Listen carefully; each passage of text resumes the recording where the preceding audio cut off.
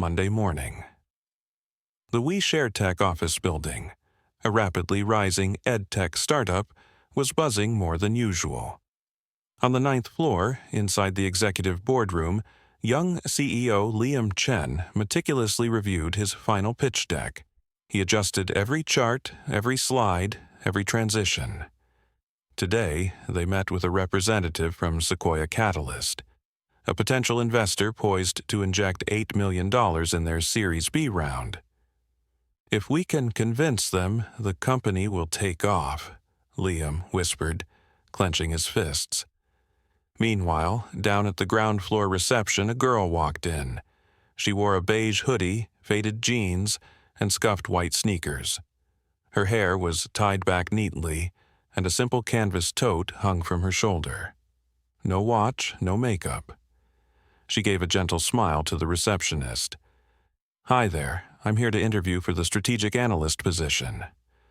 "And your name?" "Claire." The receptionist gave her a quick up-and-down glance, a split-second scan full of silent judgment. Without saying anything else, she began typing rapidly on her keyboard. A few seconds later, a message pinged in the HR team's private Slack channel. "Analyst candidate just arrived. Looks like a first-year college student. Wore a hoodie to the interview." Up on the 9th floor, young HR associate Julia burst into laughter when she read it. "An ed-tech startup doesn't mean we're a high school," she quipped. "I'll go escort her out politely." Julia threw on a blazer and strutted down in the glass elevator, the sharp clack of her heels echoing confidently on the polished stone floor. In the lobby, "You must be Claire?" "I'm Julia, overseeing recruitment for the role you applied for." "Yes, I'm right on time," Claire replied calmly. "Yeah, we actually think we've already found a more suitable candidate, so no need to spend any more time." The words were emotionless, but the look that followed wasn't. It scanned her from head to toe. A silent message. "You? Suitable for us? Look at what you're wearing." Claire paused slightly. She had come well prepared, with test results, a case study, and a polished portfolio. She offered politely, "I brought my portfolio if—" "No need, sweetie," Julia cut in. "We work with high-profile clients here, so we care a lot about culture, both professionally and image-wise." Her sentence ended with a thin smile, fake politeness wrapped in dismissal. Claire met Julia's eyes for a brief moment. She said nothing, no reaction. She simply nodded, turned around, and walked out. The silhouette of her hoodie slowly faded behind the glass doors. No one stopped her. 9:38 p.m., Liam Chen's inbox. From Sequoia Catalyst. Subject: reschedule, CEO, visit tomorrow. "Hi Liam, our CEO, Claire Han, will meet with your founding team tomorrow at 9 a.m. Please ensure all key staff are present. Regards, Sequoia Catalyst." Liam froze. Claire Han. The very same woman they dismissed that morning was the CEO of the fund, now deciding their company's fate. His hands trembled as he reread the email. Julia, the one who had turned Claire away, sat just a room away, completely unaware of what was coming. And Claire? She never reacted, because tomorrow morning she'd be sitting on the other side of the table and seeing them for who they were. 8:12 a.m. We Share Tech main lobby. The atmosphere was taut as a wire. Julia from HR paced in front of the reception desk, glancing anxiously at the clock every few seconds. Liam Chen told her, "The investment fund's CEO is coming in person." But there was one problem. No one had ever seen Claire Han's face. No public appearances, no interviews, no photos. "What if she shows up and we don't recognize her?" Julia muttered to herself, then quickly turned to the receptionist. "This time, don't judge anyone by what they're wearing, okay?" 8:43, A.M. The glass doors slid open.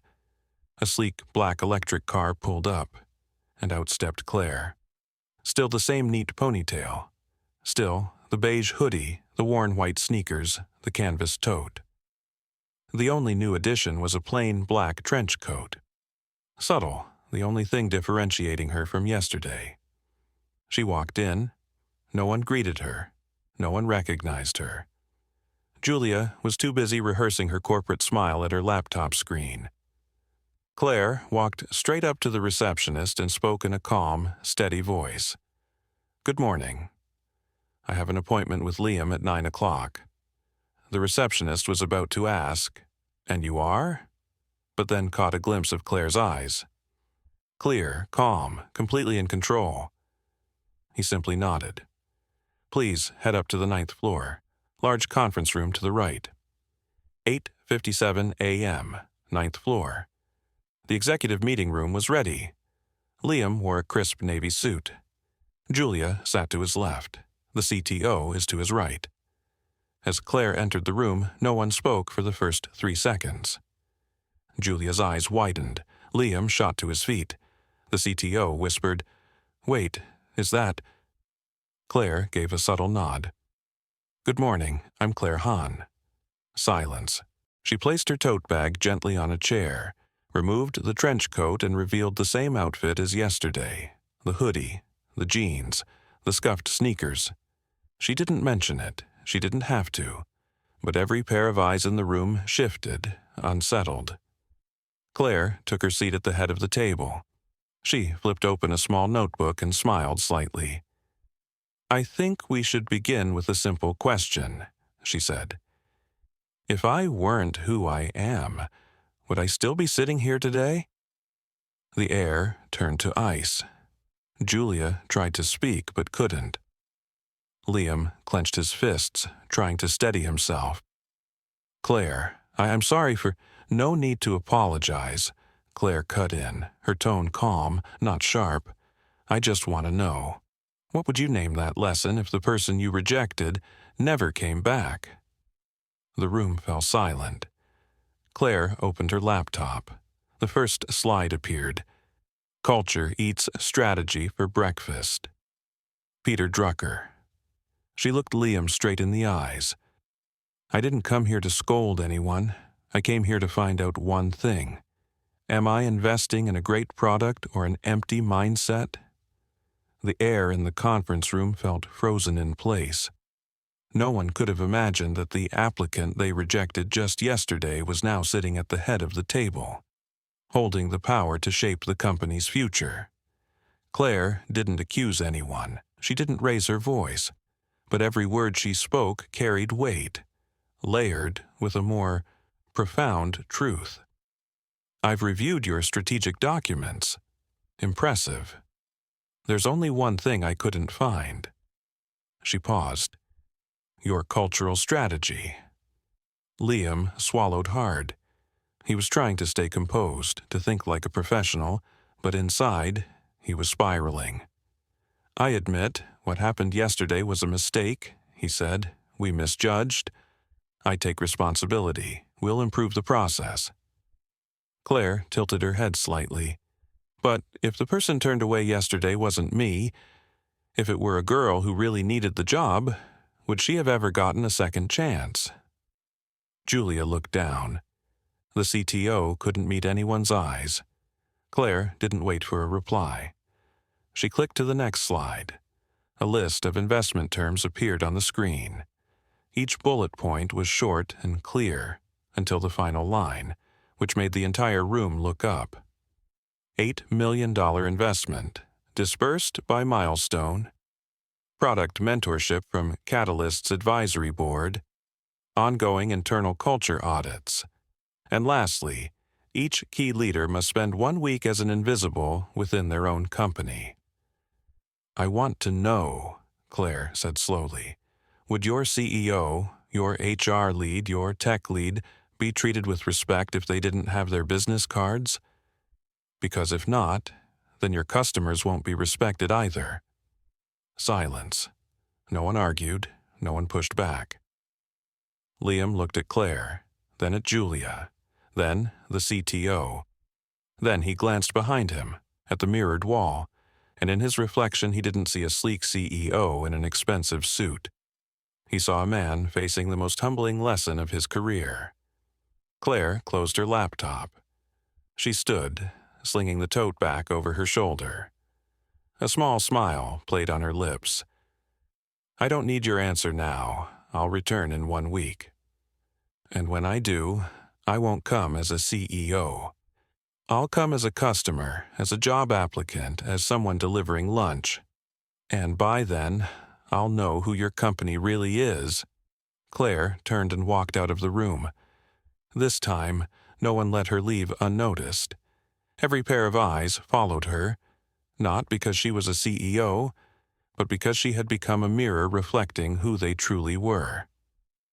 Tuesday, day 1. Nothing seemed unusual at WeShareTech's office. The front desk staff had just been switched.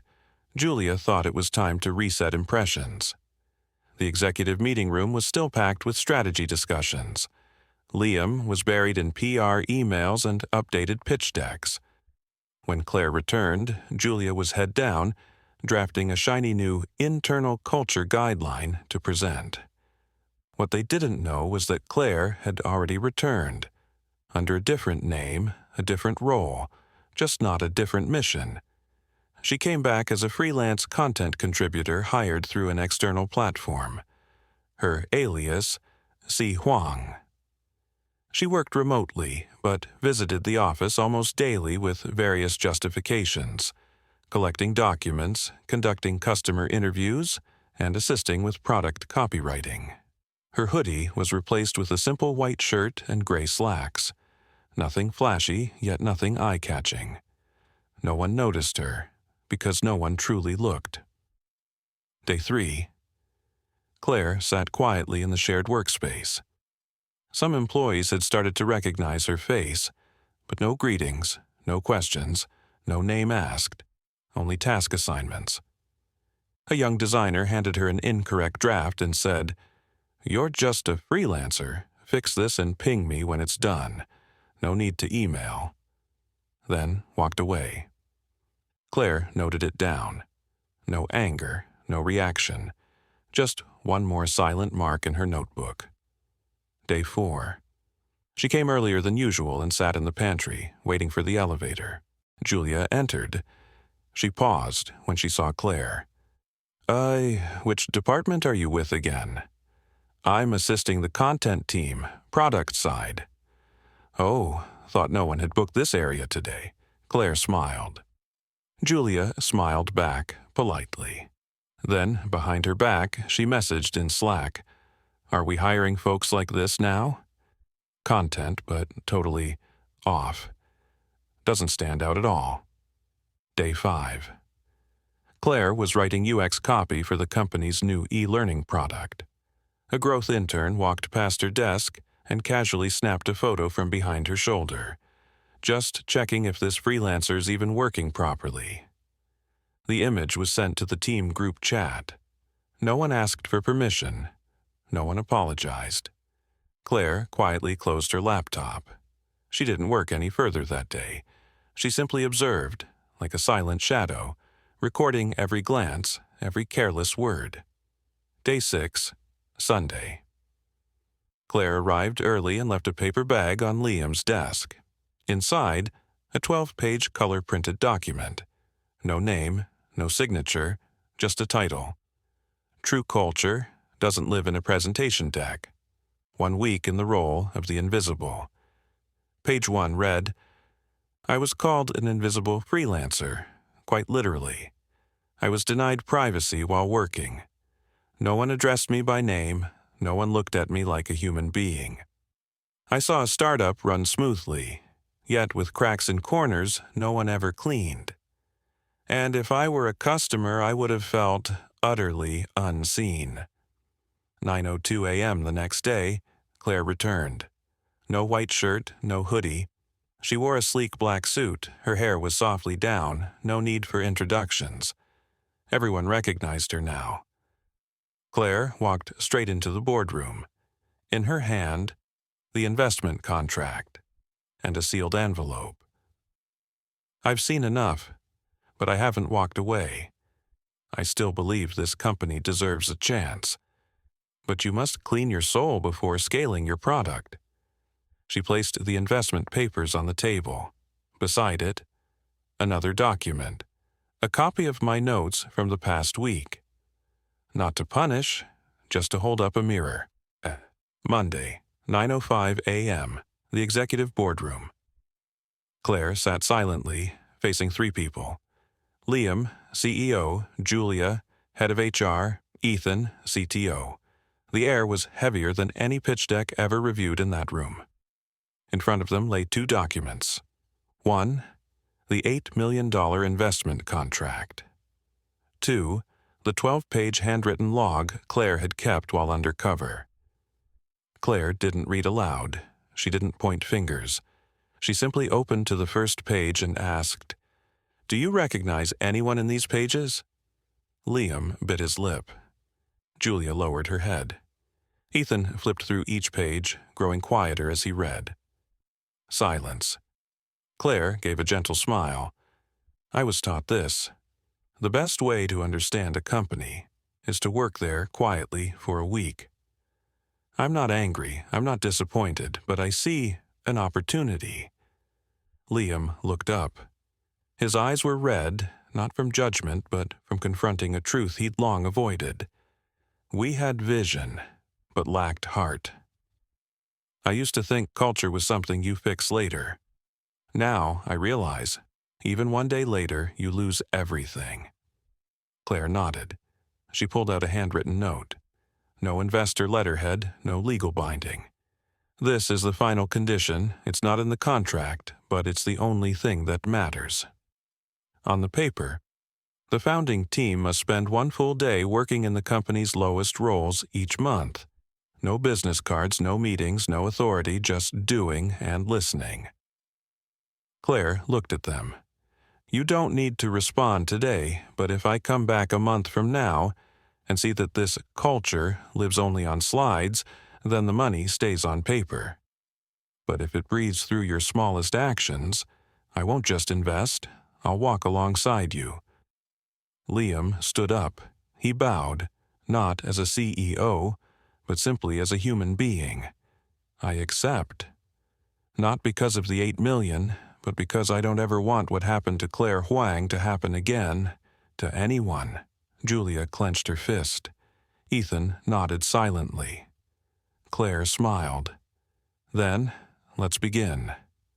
6 months later, WeShareTech became the first startup to implement the reverse day model.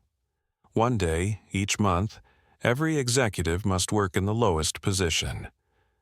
Front desk, customer support, content writing, complaint handling, no introductions, no privileges. The results? Employee retention rose 38%. Customer satisfaction jumped from 4.7 to 4.97 stars. A video titled "Culture Through the Eyes of the Invisible" went viral across LinkedIn, YouTube, TikTok. A group of tech students visit WeShareTech. One girl in a hoodie, wearing glasses, quietly asks the front desk, "Is it true the CEO here might be the one serving your water?" The receptionist laughs. "Honestly, I'm not even sure." Every month, a new stranger shows up and reminds us to live with just a little more kindness.